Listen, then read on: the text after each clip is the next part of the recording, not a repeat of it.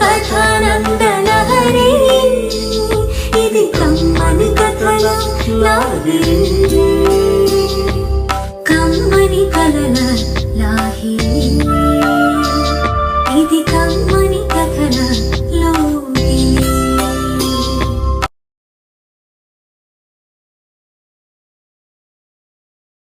కథానంద లహరి సభ్యులకు నమస్కారం. పట్నంలో బాదం చెట్టు కథ. రచన చిరావూర్ మదన్ మోహన్, సమర్పణ భువనేశ్వరి గోపీనాథ్.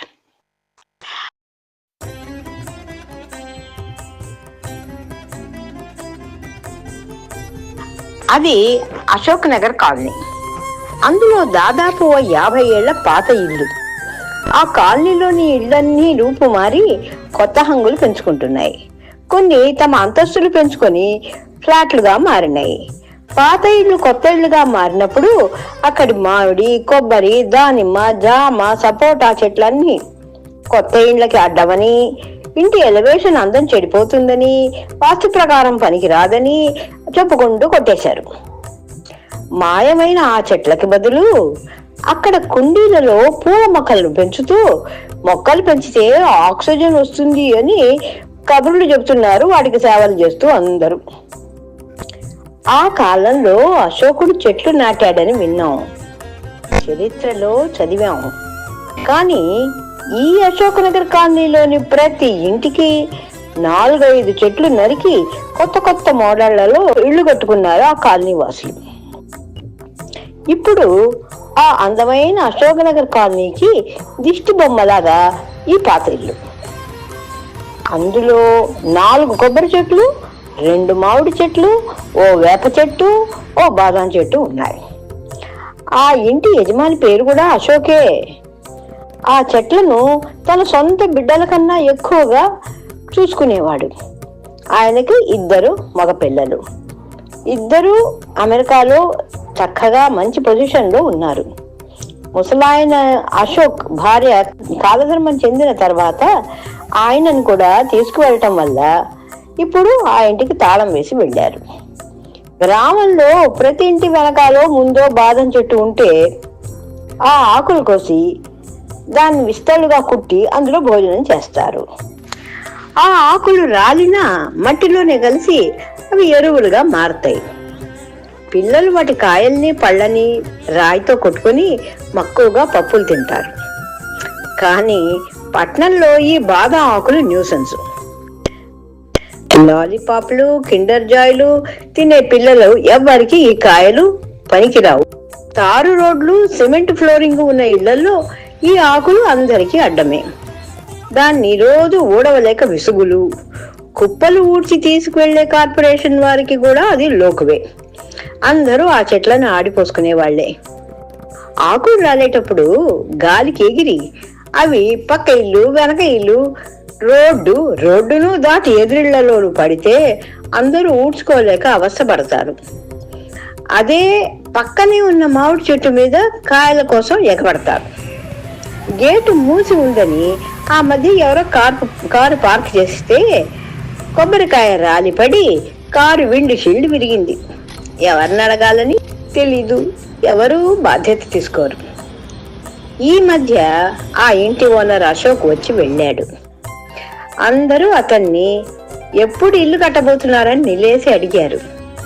కనీసం ఆ చెట్లన్నింటినైనా కొట్టేయండి అని ఉచిత సలహాలు ఇచ్చారు అశోకుడికి.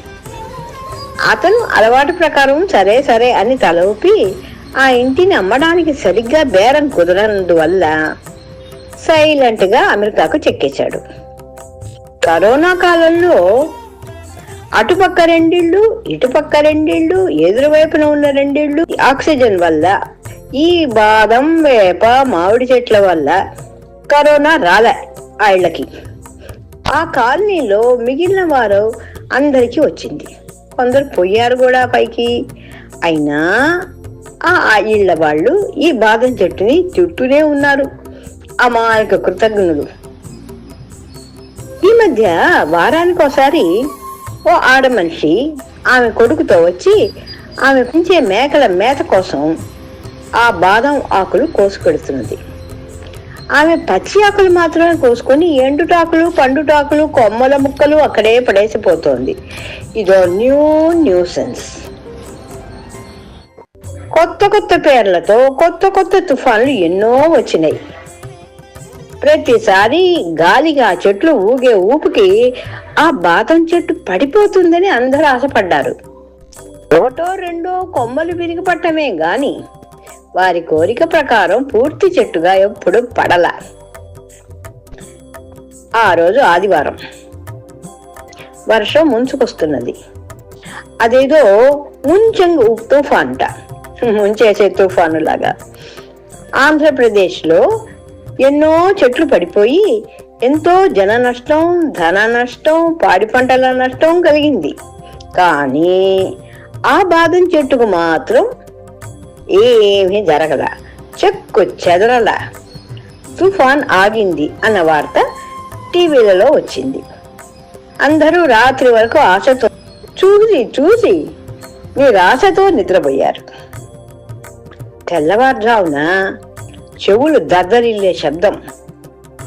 పిడుగు పడింది. ఆ పడ్డ పిడుగు నేరుగా ఆ బాదం చెట్టు పైన పడి మొత్తం చెట్టు కాలి నల్లగా మాడిపోయింది. మర్నాడే అమెరికాలో ఆ ఇంటి ఓనర్ అశోక్ కాలధర్మం చెందాడన్న వార్త ఆ కాలనీలో వాళ్ళందరికీ తెలిసింది.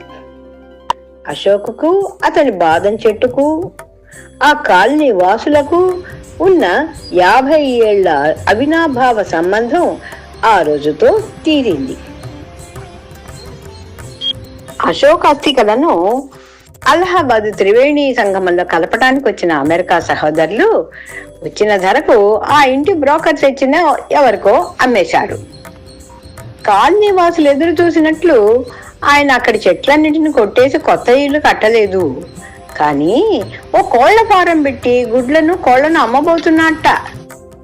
ఈ వార్త కాలనీలో పాకింది. ఇహ అదే గనక జరిగితే